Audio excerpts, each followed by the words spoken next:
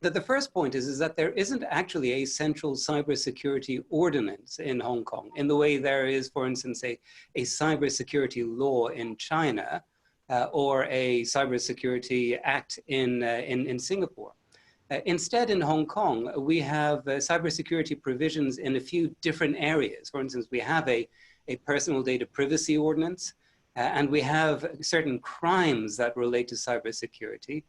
But apart from that, what you'll find is that most of the regulation is done on a sectoral basis. So according to, say, telecommunications sector, the financial services sector, and the healthcare sector in particular, those areas, you will find that the regulators are quite focused on cybersecurity.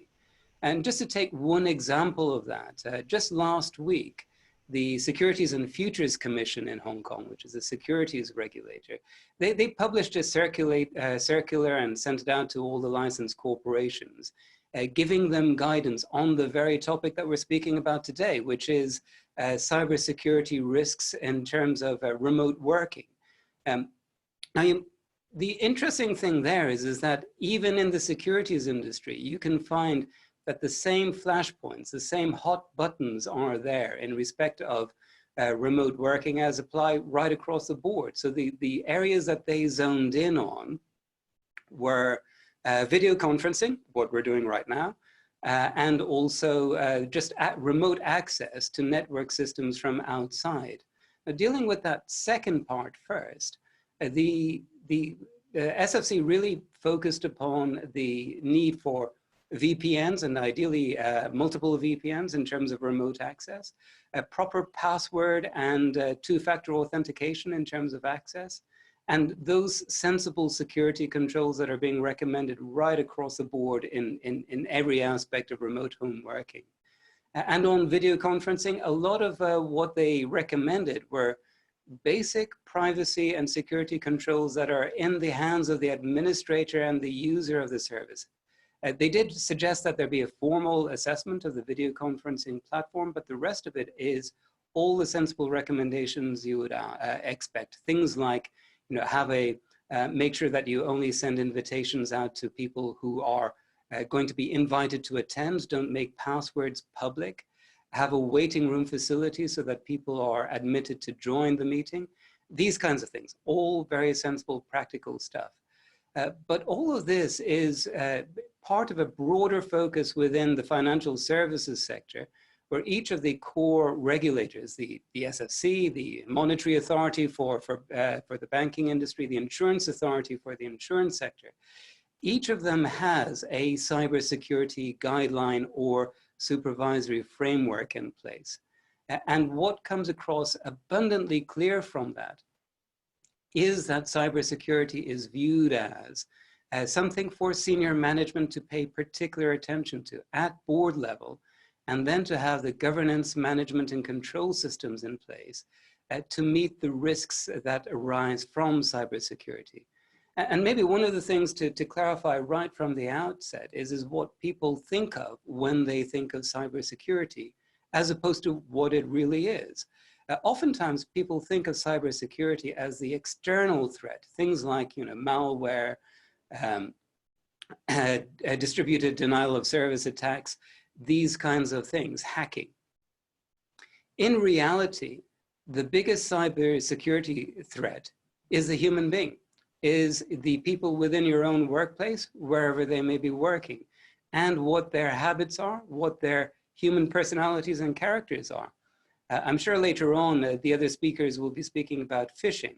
Well, phishing is something that is designed and tailored to human frailty. There's not, there may be a technology bullet, but the delivery system is actually relying on human frailty to allow that external threat inside the business, inside the computer networks and infrastructure, much the same as it is where I would look at a cybersecurity threat as simply employees losing thumb drives, using open Wi-Fi networks in cafe shops, using, or more maliciously, just extracting data from the systems in order to set up a rival competing business after an employee departure. These are all cybersecurity risks. Now, if you look at the fallout that arises from a cybersecurity incident, then you can understand why businesses should take particular measures and steps to try and combat that. The fallout can be criminal, because there are offenses under some ordinances relating to unlawful access to computers and theft of property, including information technology and data. It can be criminal. It can be civil liability. It can be reputational damage and loss. From an employee perspective, if you do the wrong thing, it could mean that you're out of a job. If you're in a regulated industry, you might find that you are challenged by the regulator, resulting in loss of your fit and proper status, or fines and penalties under the requirements of the regulatory code. So the fallout can be quite serious. And the way you address those risks is through management, governance, guidance, and controls. Now, as a lawyer, I tend to see that in terms of helping businesses to put in place policies and guidelines around a range of issues, such as IT usage. Now, that can be how you use the hardware that you've got, how you use the software, how you use the internet, social media, all kinds of interaction between the human being, the employee, and the IT systems and networks of the business. Now, there should be a section within every IT usage policy that deals with remote working.